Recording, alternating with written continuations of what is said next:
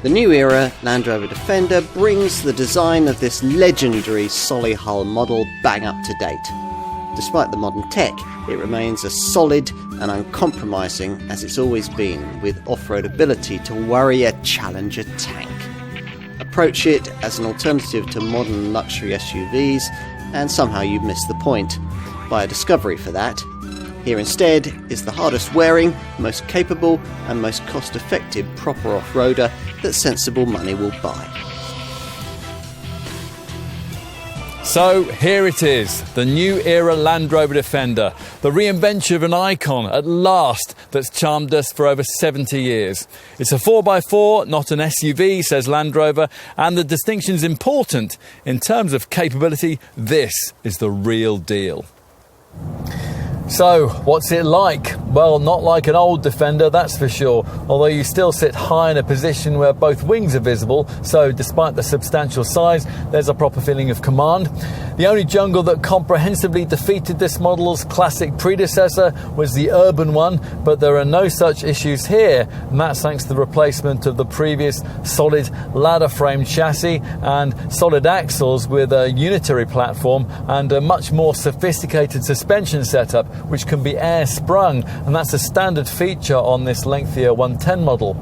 Traction is excellent in all tarmac conditions, and that's courtesy of an all-wheel drive setup that works through an intelligent driveline system which continually varies axle torque based on sensor data from vehicle surroundings and driver inputs. Of course, the rumbly refinement of the old model is banished to history too. That's thanks to the installation of a range of modern power plants, most of which include some form of electrification.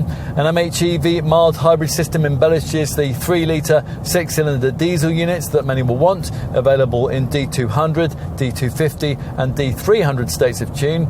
In terms of WLTP rated efficiency stats, a typical D250 derivative like this one manages 32 miles per gallon on the combined cycle and 232 grams per kilometre of CO2. The MHEV setup also features in the rare flagship P400X 6-cylinder petrol performance model. There is also a conventional P300 4-cylinder 2-litre petrol variant. That same basic 2-litre petrol engine also features in the novel P400E plug-in hybrid version, where it's mated to a 105 kilowatt electric motor powered by a 19.2 kilowatt hour lithium-ion battery. The result is a 404 PS total output and a potential WLTP rated all-electric driving range of up to 27 miles. All mainstream models can tow up to 3.5 tonnes. Whatever variant you choose, though, the story here isn't really about stats, unless, of course, they're off-roading ones. This Defender rides 291 millimetres from terra firma. It can wade up to 900 mils of water. It has an approach angle of up to 38 degrees, a departure angle of up to 40 degrees, and it can traverse 45-degree slopes. Facilitating all of this is an astonishingly stiff D7X structure and, of course, a proper twin-speed transfer box with low range ratios. A terrain response off-piste driving mode system allows you to set the car up for the kind of surface you'll be travelling over, and that's a setup that's upgradable if you opt for the extra cost advanced off-road capability pack. And that also includes an all-terrain progress control setup and Land Rover's configurable terrain response package, and that allows you to tailor the kind of off-road traction that you want. This new Defender, says designer Jerry McGovern, is respectful of its past, but not harnessed by it. This, he says, is a Defender for a new age. Tough and approachable, durable but stylish. Lots of design cues ensure model line continuity, things like squared off wheel arches, super short front and rear overhangs, and so-called alpine light narrow windows set into a roof that, as here, can be white coloured, just like the old County models. As with the old Defender, it's possible to buy both 3 and 5-door body shapes, and to keep some historical continuity as before, these are badged 90 and 110 respectively. Right, let's take a look inside.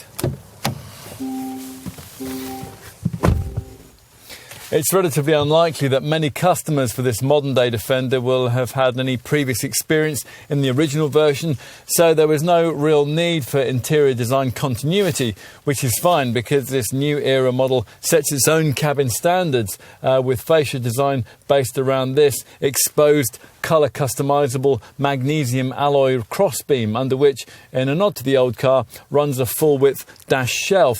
The main controls, including the Pivi Pro central infotainment touchscreen, are housed within this frame, and just below it there's this middle panel from which protrudes a stubby auto gear lever, and that's positioned next to the various off-road and ventilation controls. The 10-inch central screen, which incorporates 3D navigation, full smartphone mirroring and software over-the-air technology, is one of several that can be specified. Most Defenders will also have this 12.3-inch interactive driver display, customisable instrument binnacle screen. And the available clear sight option also enables you to add a rear-view camera image into the rear-view mirror. The surfaces, even the soft touch ones, are of the wipe clean kind, and the pedal box still welcomes wellies. Plus, there's loads of cabin storage space for just about anything that you might want to carry.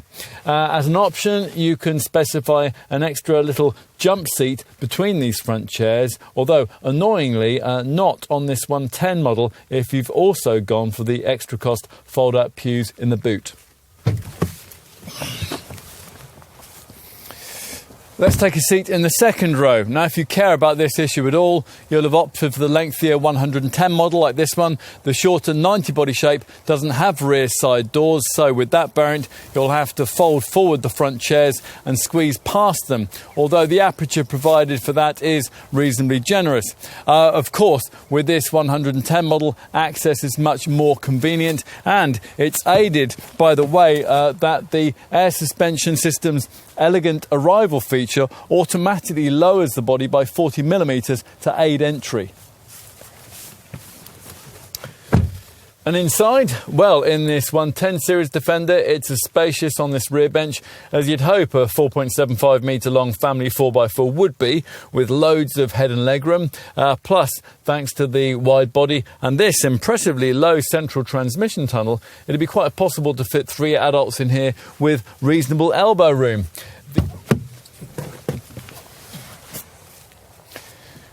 That's enough on the second row. If you're choosing this 110 model with the family in mind, think carefully about whether it's really necessary to pay the extra £1,700 that the brand wants for the family pack that'll get you 2 more seats in the boot. We haven't got those here. The chairs in question are of the thin, rather uncomfortable fold-out variety. They aren't especially easy to access from here, and they'll only really work for uncomplaining kids. Let's finish with a look out back. Now, Land Rover may have reinvented this Defender for a new era, but it couldn't bring itself to dispense with the old model's rear-mounted spare wheel and side-opening tailgate. It's the same as you'll get on a Mercedes G-Class or a Toyota Land Cruiser. If the extra boot-mounted chairs were fitted here and they were upright, there'd be only 160 litres of space.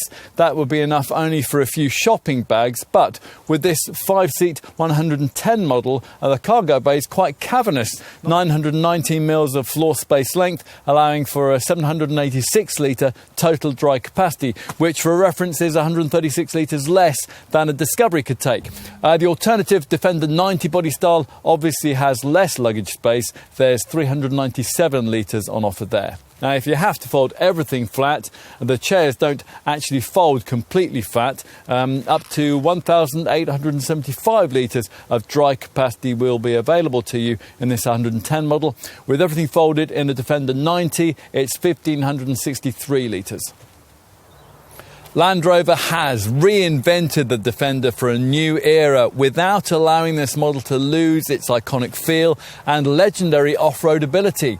Now, the amount of time this car spent in development suggests how difficult it must have been to achieve this, but we think many will very much like the end result.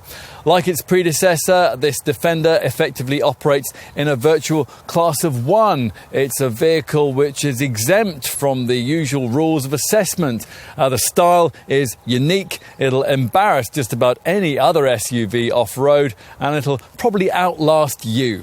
If you want the real deal, then there really is no substitute.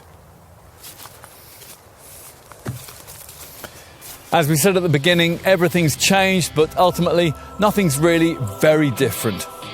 Thank goodness for that.